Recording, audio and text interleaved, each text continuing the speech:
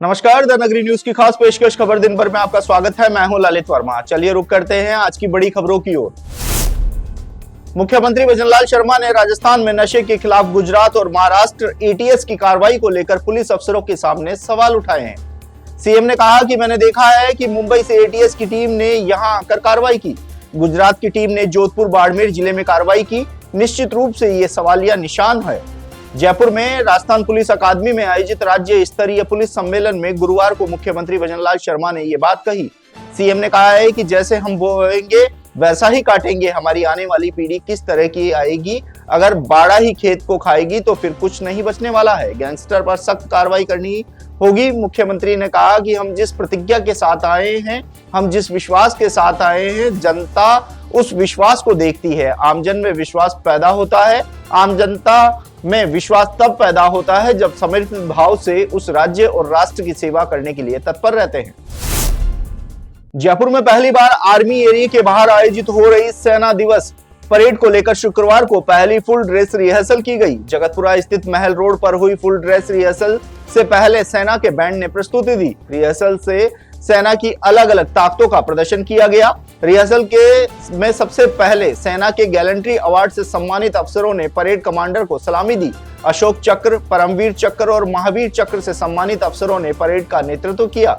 उनके पीछे army band और घुड़सवार कदमताल करते हुए आगे बढ़ते हुए नजर आए। इसके बाद सेना की मॉडर्न टेक्नोलॉजी वाली मिसाइलों, मशीन गन, हथियारों, टैंक और व्हीकल का प्रदर्शन किया गया। ऑपरेशन सिंदूर की झांकी में रोबोटिक डॉग्स और ब्रह्मोस मिसाइल का प्रदर्शन किया गया। आर्मी के स्वदेशी नस्ल के डॉग ने भी परेड की। इस दौरान चश्मा लगाए मुधोल हाउड डॉग्स ने सभी का ध्यान खींचा। तेज सर्दी के बाद भी बड़ी संख्या में लोग आर्मी की फुल ड्रेस रिहर्सल देखने के लिए पहुंचे।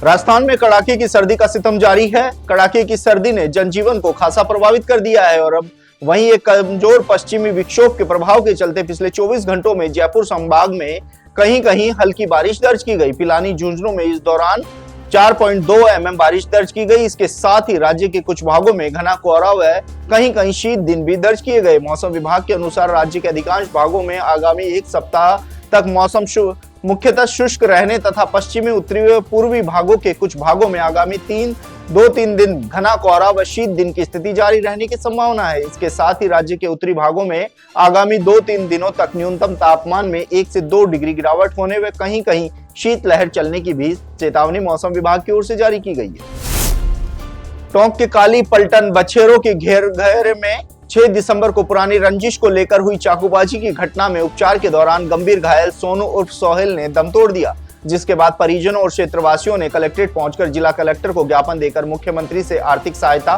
बहन को संविदा पर नौकरी की मांग रखी। क्षेत्रवासियों ने बताया है कि मृतक सोनू उर्फ सोहेल परिवार में एकमात्र कमाने वाला व्यक्ति था।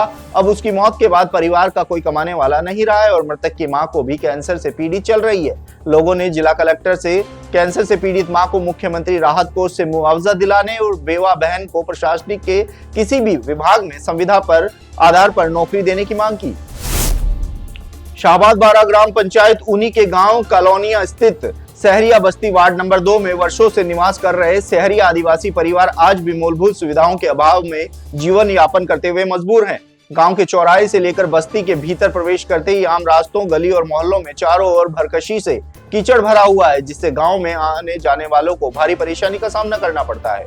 ग्रामीणों का कहना है कि बरसात के समय हालात और भी बद से बदतर हो जाते हैं। कीचड़ के कारण पैदल चलना तक मुश्किल हो जाता है। वहीं दोपहिया वाहन चालकों के फिसलकर गिरने की घटनाएं भी सामने आ चुकी है। इस बस्ती इसके आसपास मारवाड़ी केंद्र, आंगनबाड़ी केंद्र, विद्यालय का संचालन भी हो रहा है, जिससे छात्र छात्राओं को स्कूल आने जाने में रोजाना कठिनाइयों का सामना करना पड़ता है। नसीराबाद के श्रीनगर थाना क्षेत्र के नवाब गांव में रात को तालाब में डूबने से एक व्यक्ति की मौत हो गई, जिससे गांव में हड़कंप मच गया। घटना की सूचना मिलते ही श्रीनगर थाना पुलिस मौके पर पहुंची और हालात का जायजा लिया। मृतक की पहचान नवाब गांव निवासी हनुमान भील के रूप में बताई जा रही है। युवक के तालाब में डूबने की जानकारी मिलते ही उसकी तलाश रात में ही शुरू कर दी गई थी। स्थिति की गंभीरता को देखते हुए एसडीआरएफ की टीम को बुलाया गया, जिसने कड़ाके की सर्दी और ठंडे पानी के बीच रेस्क्यू अभियान चलाया। देर रात युवक के शव को तालाब से बाहर निकालकर अस्पताल की मोर्चरी में रखवाया गया। वहीं श्रीनगर थाना पुलिस अब यह पता लगाने में जुटी है कि युवक तालाब में कैसे पहुंचा और डूबने के कारण क्या रहे।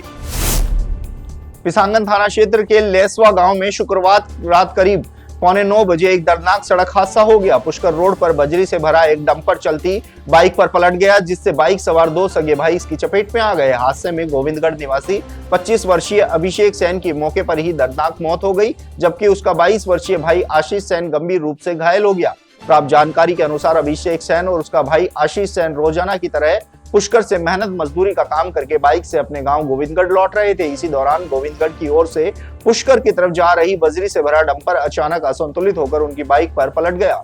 घटना के बाद मौके पर परिजनों और ग्रामीणों में भारी आक्रोश देखने को मिला।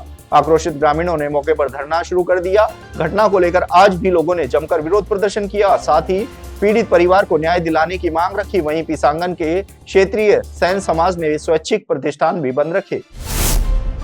पाली रोहट के खाड़ी के गोचर भूमि के लंबे समय से काबिज अतिक्रमणियों के अतिक्रमण पर बुलडोजर चलाया गया। प्रशासन द्वारा गोचर भूमि पर काबिज अतिक्रमणियों के अतिक्रमण को हटाने की कार्रवाई की गई। प्रशासन द्वारा हाईकोर्ट के आदेश के बाद गैर मुमकिन गोचर भूमि के खसरा नंबर 157, 186 व 198 से अतिक्रमण हटाने की कार्रवाई की गई। वहीं 9 जनों के अतिक्रमण हटाने के बाद दूसरे अतिक्रमणियों को न्यायालय से स्टे मिलने पर कार्रवाई को रोका गया। अतिक्रमण हटाने के दौरान भारी पुलिस जाब्ता भी मौके पर तैनात रहा। हालांकि इस दौरान थोड़ा विरोध भी देखने को मिला।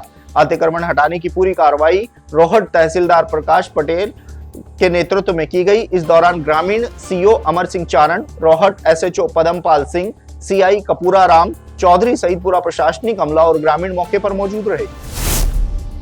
गोविंद गुरु जनजातीय विश्वविद्यालय में गुरुवार को 7वां दीक्षांत समारोह आयोजित किया गया। कार्यक्रम में राजस्थान के राज्यपाल व कुलाधिपति हरिभाऊ बागड़े मुख्य अतिथि के रूप में उपस्थित रहे। दीक्षांत समारोह में उपाधि और पदक का वितरण किया गया।